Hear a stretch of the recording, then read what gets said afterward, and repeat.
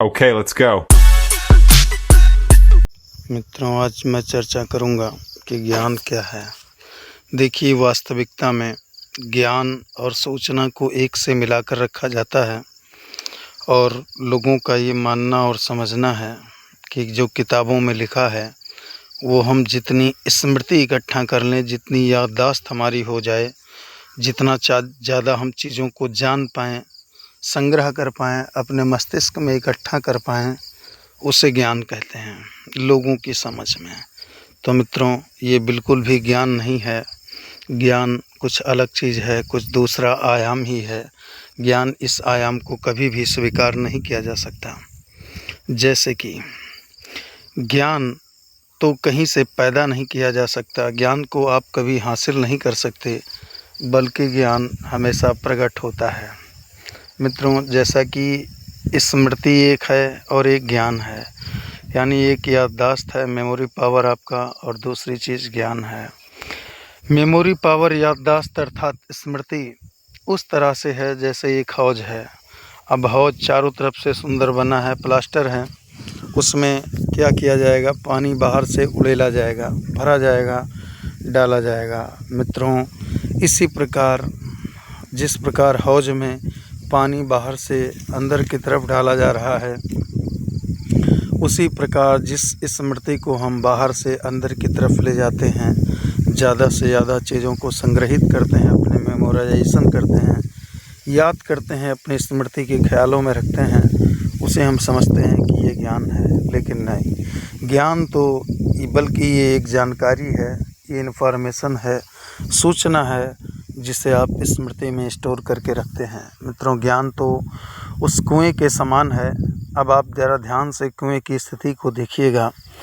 कुआं ना तो कुएं को खोदा गया तो पानी उसमें कहीं से भी बाहर नहीं डाला गया, बल्कि क्या गया, केवल ऊपर के कंकड़ पत्थर और मिट्टी की जो परतें थीं वो हटा ली गईं, और उसके बाद अशुद्ध पानी, फिर शुद्ध पानी ऑटोमेटिक प्राप्त होता चला गया।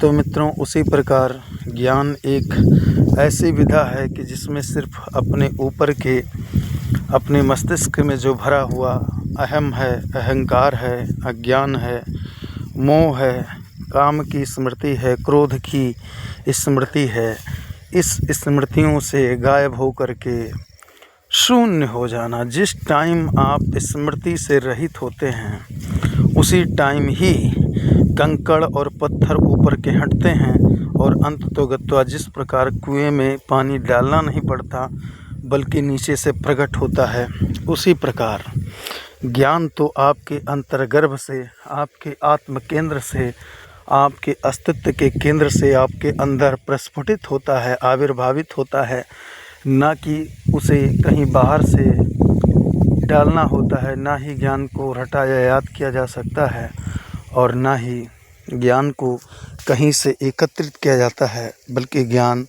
उस कुएं की जल की तरह स्वयं प्रस्फुटित होने वाली धारा है। तो मित्रों, जिस दिन यह ज्ञान प्रकट होगा, उस दिन जिस प्रकार कुआं से पानी निकला, तो उस शीतल जल का आनंद कोई भी ले कर के आनंदित हो सकता है, अपनी तृप्ति, अपनी प्यास को बुझा सकता है। उसी प्रकार जब आपके अंदर से ज्ञान प्रस्फुटित होगा, आविर्भावित होगा, ज्ञान निकलेगा, ज्ञान की धारा आपके अंदर प्रकट होगी, तो निश्चित तौर पर आप सुख, शांति और संपन्नता से वशीभूत, आविर्भूत हो जाएंगे। आपका हृदय, आपका मन प्रफुल्लित हो उठेगा, स्वयं की साक्षात्कार आप कर पाएंगे कि आप कौन हैं। तो मित्रों, ज्ञान कहीं से पाने वाली कोई वस्तु नहीं है, बल्कि यह आपके अंतर्गत छुपी हुई एक शक्ति है। जिस प्रकार पानी को कहीं से कुआं खोदने पर हमें कहीं से पानी बाहर से लाना नहीं पड़ा, बल्कि स्वयं उसके गर्त में छिपा था, उसी प्रकार अभी भी हर जगह धरती के गर्त में छिपा हुआ है। जहाँ पर भी आप बैठे हैं, उसके नीचे पानी है। बशर्ते बात सिर्फ इतनी है कि आप उस पानी को निकालने के उपाय या विधि जानते हैं या नहीं। मित्रों, उसी प्रकार यह ज्ञान है जो आपके अंदर स्वयं छिपा पड़ा है, अब आप उसे किस प्रकार से निकालेंगे, किस प्रकार आप उस अमृत का पान कर पाएंगे और अपने जीवन में उस शांति, उस करुणा और उस आनंद को महसूस कर पाएंगे जिसे परमानंद कहते हैं। उस परमानंद की अनुभूति ही ईश्वर की अनुभूति है और ईश्वर का प्रगाट है। मित्रों, ईश्वर कोई ऐसी चीज़ नहीं है कि जो कोई मनुष्य हो या कोई व्यक्ति हो या कोई वस्तु हो, बल्कि जब आपकी ऊर्जा के एक ही केंद्र पर इकट्ठा होकर के एक लिविंग एटम बम की तरह विस्फोट करती है, तो उससे जो भी आनंद का आविर्भाव होता है, जो भी आनंद प्राप्ति होती है, उस आनंद का नाम ही ईश्वर है। तो मित्रों, इस ज्ञान रूपी आनंद को यदि आप प्राप्त करना चाहते हैं तो इसके लिए स्वयं पर ध्यान देना होगा और स्वयं के विचारों से निर्विचार की तरफ बढ़ना होगा। अपने मन को शांत करना होगा। मन शांत होते ब्रह्मांड की हर चीज़ें आपके सामने स्वतः स्पष्ट होती चली जाएंगी और उस ज्ञान के अमृत रूपी झरने, उस धारा तक आप निश्चित एक दिन पहुंचने में सक्षम हो पाएंगे। इसी बात के साथ मैं, इन्हीं शब्दों के साथ मैं अपनी वाणी को विराम देता हूं और मैं ये आशा करता हूं कि ये जो कल अभी दीपावली निकली है, इन सभी में आपने बड़े ही भव्य और उल्लास के साथ अपने जीवन को उस महाशक्ति के साथ एकात्म करने का प्रयास अवश्य किया होगा। और मित्रों, ये जो क्षण बीत रहा है, ये समय नहीं बल्कि आपका जीवन बीत रहा है।